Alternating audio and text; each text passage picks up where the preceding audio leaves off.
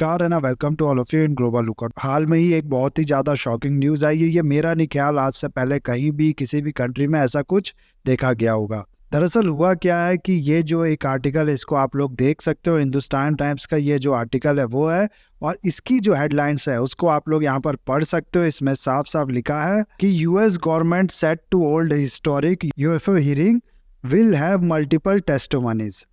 पहली चीज तो इसको यहाँ पर हिस्टोरिक कहा गया है। आने वाले टाइम में जो हमारी अगली जनरेशन होगी या कुछ सालों के बाद जो हम लोग होंगे वो इस चीज़ को याद रखेंगे, इस चीज़ के बारे में पढ़ेंगे कि यूएसए ने इस टाइम पे ऐसा कुछ करा था। और दूसरा, अगर आप लोग देखो ना तो यूएफओ की जो बात हो गई, इसको हम लोग सुनते थे कॉमिक्स में, हॉलीवुड बॉलीवुड की मूवीज में। बॉलीवुड में तो मेरा नहीं ख्याल कभी भी इस तरीके का कुछ हुआ है, लेकिन हॉलीवुड की या फिर बाकी जो इंडस्ट्रीज है उनकी मूवीज में। लेकिन अब पहली बार मैं कहूँगा किसी कंट्री की गवर्नमेंट ऑफिशियली इस चीज़ को लेके काम कर रही है। इतना दबाव बन चुका है यूएसए की गवर्नमेंट पे, आप लोग कह सकते हो कि उसको ऐसा करना पड़ रहा है। तो क्या है पूरा मामला, ये मैं बताऊंगा आप लोग को आगे इस वीडियो में। साथ ही साथ इसके अलावा बहुत कुछ आप लोग को जानने को मिलेगा, बस आपको एंड तक बने रहना है। और अगर वीडियो अच्छा लगे तो लाइक कमेंट शेयर सब्सक्राइब जरूर करना है। दरअसल यूएसए में अगर आप लोग देखो ना तो काफ़ी टाइम से यूएफओ यानी कि जिसको कहा जाता है अनआइडेंटिफाइड फ्लाइंग ऑब्जेक्ट, और आजकल इसको यूएसए में कहा जाता है यूएपी यानी कि अनआइडेंटिफाइड एरियल फिनोमिना। और इसका भी नाम चेंज करके एरियल फिनोमिना के बाद अब इसको चेंज करके आप लोग कह सकते हो अनआइडेंटिफाइड एनोमलस फिनोमिना कहा जाने लगा यूएसए में। तो जो भी ये यूएफओ या फिर यूएपी है, इसको लेके आजकल जो डिबेट है आप लोग कह सकते हो, या फिर इसको लेके जो टारगेट किया जा रहा है गवर्नमेंट को, वो बहुत ज़्यादा किया जा रहा है। काफ़ी सालों से ये चीज़ हो रहा है कि यूएसए के जो लोग हैं, यूएसए के जो यूएफओलॉजिस्ट हैं, यानी कि जो इस चीज़ में इंटरेस्ट रखते हैं, या बाकी भी साइंटिस्ट वगैरह हैं, ये गवर्नमेंट से भी काफ़ी ज़्यादा सवाल उठा रहे हैं कि गवर्नमेंट को कुछ ऐसा पता है लेकिन वो लोगों को बताना नहीं चाह रही है। और अगर नहीं भी पता है तो एक तरीके से आप लोग कह सकते हो कि यूएसए की जो गवर्नमेंट है उसके ऊपर डिफरेंट रीजंस की वजह से एक तरीके से प्रेशर क्रिएट होता जा रहा है कि वो इस चीज़ को लेके जो भी उसके पास पुराने डाटाज हैं, या फिर जो भी एक्सीडेंट्स या फिर जो भी विटनेस रहा है इस चीज़ को लेके, जिसने यूएफओ देखा है, उसको लेके इन्वेस्टिगेशन करे। और इसी चीज़ को यूएसए ने कहा है। यूएसए का जो पार्लियामेंट है वो इस चीज़ की हियरिंग करेगा। जो भी आप लोग कह सकते हो ये ऐसे लोग हैं जिनने यूएफओ को देखा है या फिर इस तरीके की बातें की जाती है, जिसने इन्वेस्टिगेशन किया है पुरानी इन चीज़ों पे, उनको आप लोग कह सकते हो उनकी हियरिंग की जाएगी यूएसए के जो पार्लियामेंट है उसकी तरफ से। और इस तरीके से ऑफिशियली ये करना एक तरीके से ये हुआ ना कि यूएफओ को एक्सेप्ट किया गया, यूएफओ को रिकॉग्नाइज किया गया कि हाँ इस तरीके का खतरा या फिर इस तरीके की चीज़ें जो है ये होती हैं।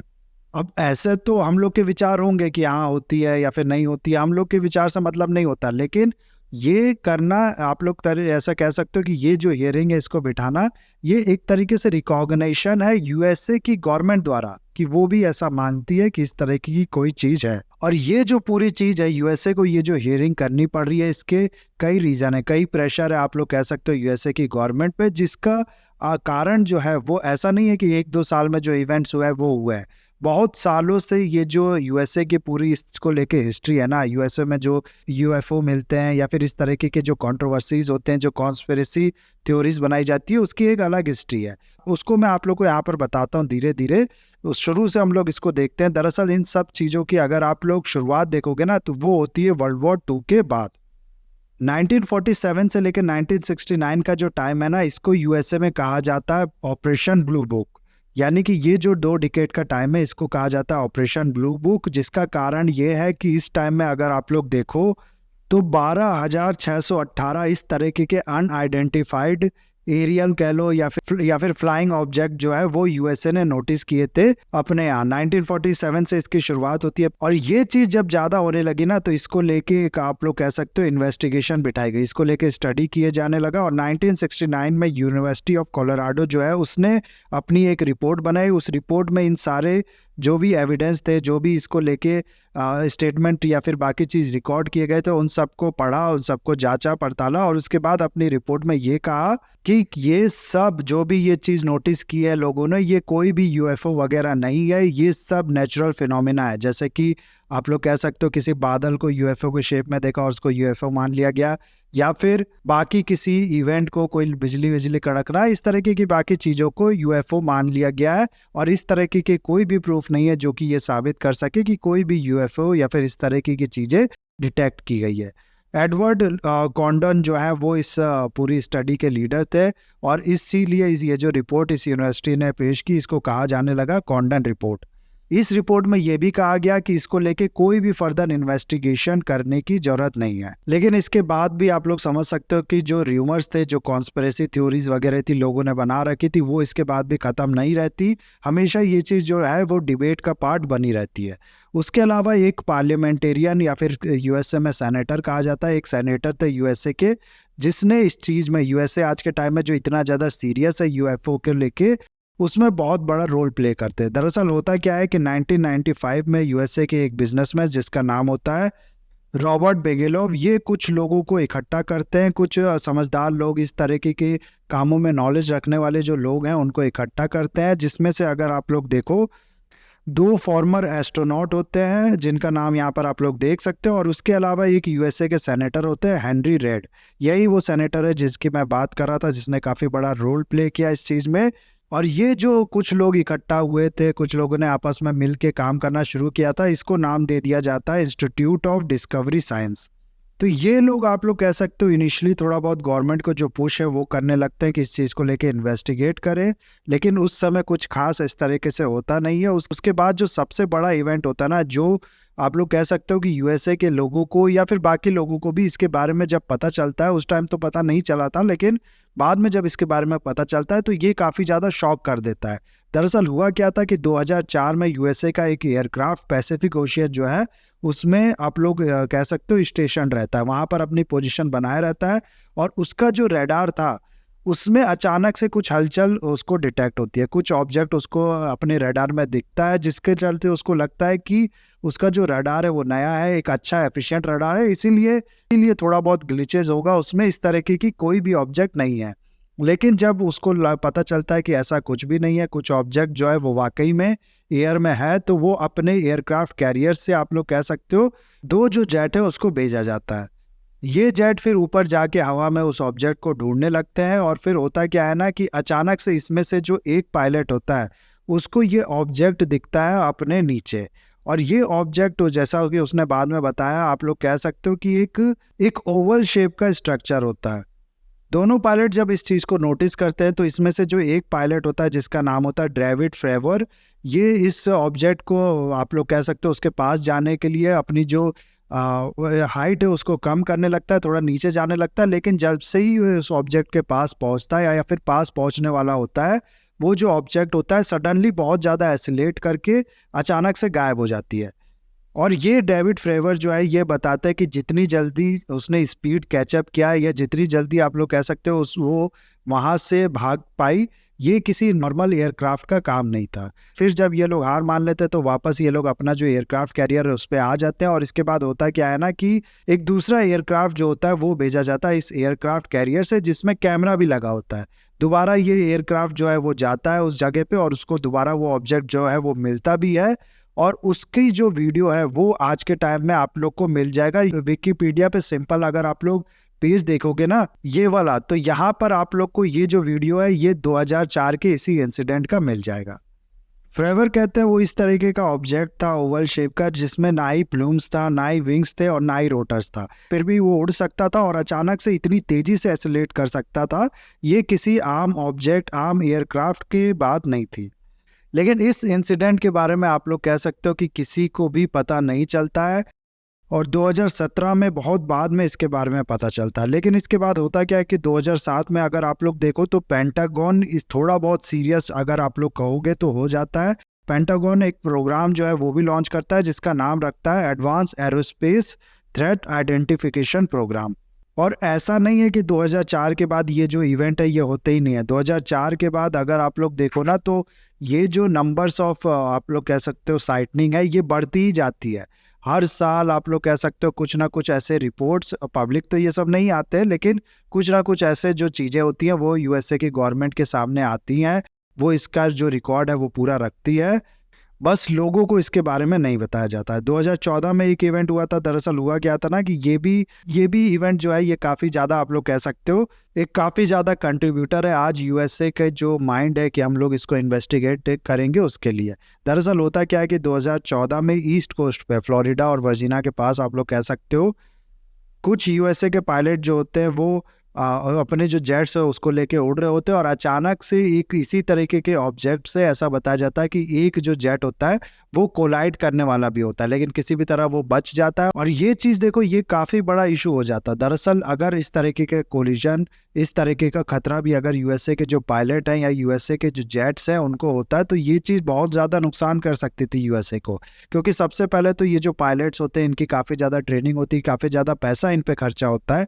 इनकी अगर डेथ हो जाती है या इनका कुछ नुकसान होता तो वो अलग नुकसान था।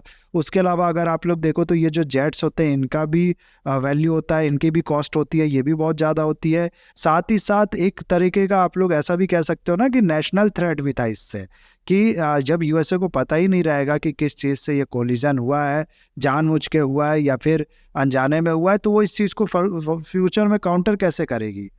तो इसके बाद इसी खतरे के वजह से जो पेंटागन है वो और भी ज़्यादा सीरियस हो जाता है इस चीज़ को लेके। फिर होता क्या है ना कि यहाँ तक जो भी चीज़ हुई थी ये सब चीज़ आप लोग कह सकते हो एक तरीके से सीक्रेट था। अभी तक लोगों को बहुत ज़्यादा मास वॉल्यूम में लोगों को इसके बारे में नहीं पता। कुछ लोगों को पता होगा लेकिन जो ज़्यादातर जो जनसंख्या थी ना यूएसए की वो इस सब चीज़ के बारे में अनजान थी कि ऐसा कुछ मिल रहा है यूएसए की गवर्नमेंट को, और इसके बारे में वो जो भी इन्वेस्टिगेशन या फिर स्टडी है वो कर भी रही है। ये सब किसी को भी नहीं पता था। लेकिन 2017 में न्यूयॉर्क टाइम्स जो है वो इस तरीके का जो वीडियो है इसको पब्लिश कर देता है। इस तरीके की जो बाकी रिपोर्ट है प्रीवियस स्टडीज़ की वो पब्लिश कर देता है। साथ ही साथ 2007 का ये जो प्रोग्राम था पेंटागन का, इसके बारे में भी पब्लिश कर देता है। हालांकि पेंटागन कहता है कि ये जो प्रोग्राम है हम लोग इसको 2012 में ही बंद कर चुके हैं, लेकिन इसी प्रोग्राम के अंदर एक जो ऑफिसर था वो कहता है कि नहीं ये जो प्रोग्राम है ये इनफॉर्मली उसके बाद भी चालू है। और इसके बाद फिर जो लोग हैं यहाँ के वो जागरूक होते हैं। अब जाहिर सी बात है इतने टाइम से इतनी बड़ी चीज़ लोगों से छुपा के रखोगे तो जो ट्रस्ट है गवर्नमेंट पे या फिर जो इसने भी ये छुपा के रखा है उस पर जाहिर सी बात है लोगों का कम हो जाएगा। तो लोगों का तो ये मानना है कि यूएसए की गवर्नमेंट काफ़ी ज़्यादा इस चीज़ के बारे में जानती है। काफ़ी यूएफओस जो हैं उनकी स्टडीज़ उनके बारे में जो चीज़ें हैं वो है यूएसए की गवर्नमेंट के पास। ये केवल नेशनल सिक्योरिटी का हवाला दे के लोगों को बताना नहीं चाहती है।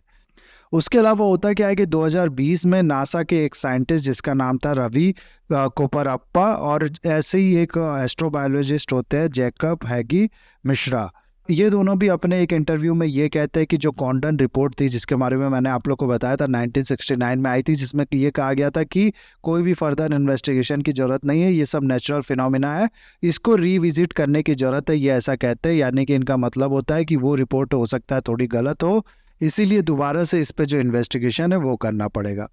तो जो लोगों का डाउट है जैसा कि मैंने आप लोग को बताया कि लोग सोचता है कि यूएसए की जो गवर्नमेंट है वो कुछ जानती है, वो हम लोग को बता नहीं रही है, कुछ सीक्रेट मिशन, कुछ सीक्रेट आप लोग कह सकते हो इन्वेस्टिगेशन वो कर रही है।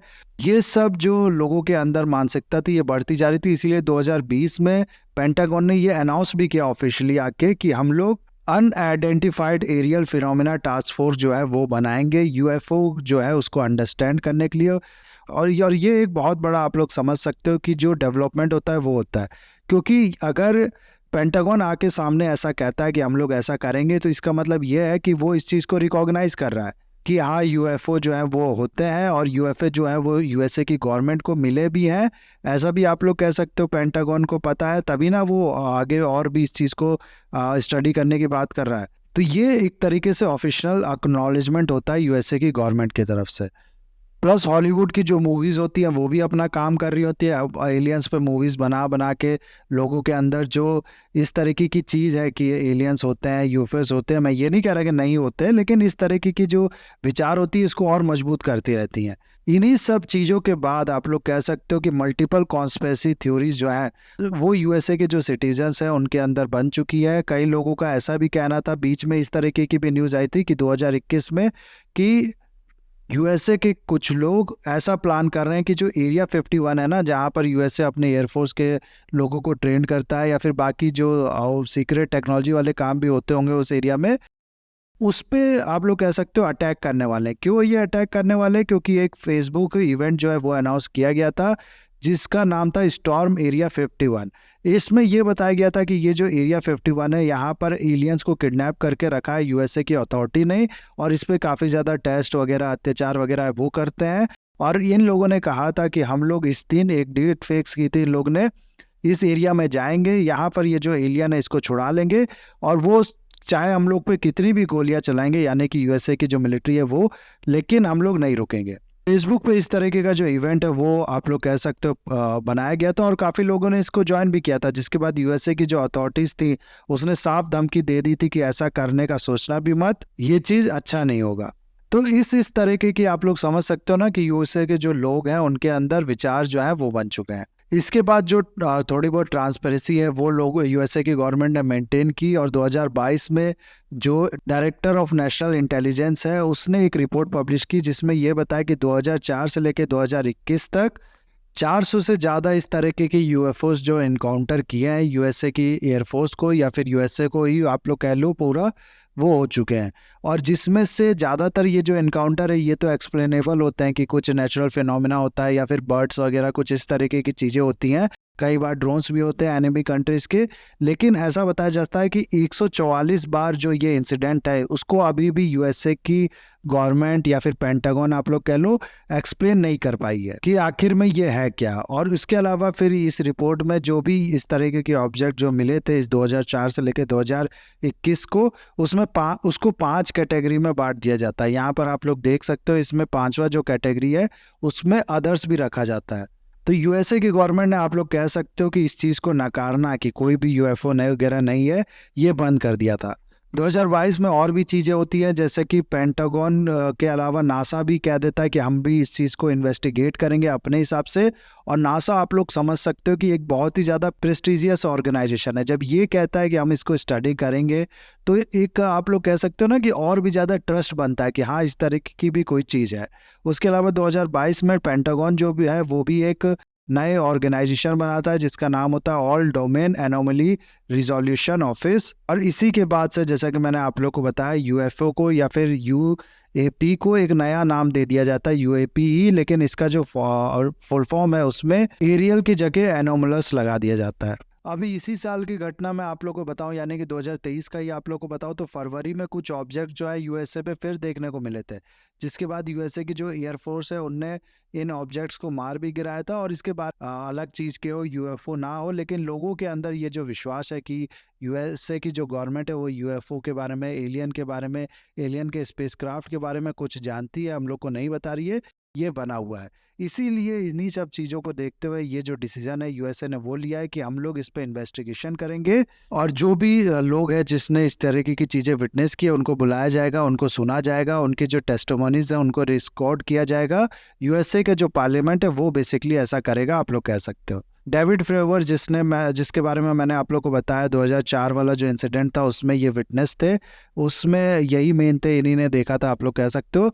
इनको भी बुलाया जाएगा, इनकी भी टेस्टिमोनीज जो है वो रिकॉर्ड की जाएंगी, और इसी तरीके से बाकी भी जो लोग हैं उनकी टेस्टिमोनीज रिकॉर्ड की जाएगी। इसके अलावा अगर आप लोग देखो ना तो ये तो हो गई यूएसए की न्यूज़, लेकिन आप यहाँ पर जान के काफ़ी ज़्यादा शॉक हो जाओगे कि इस तरीके की चीज़ इंडिया में भी देखने को मिली है।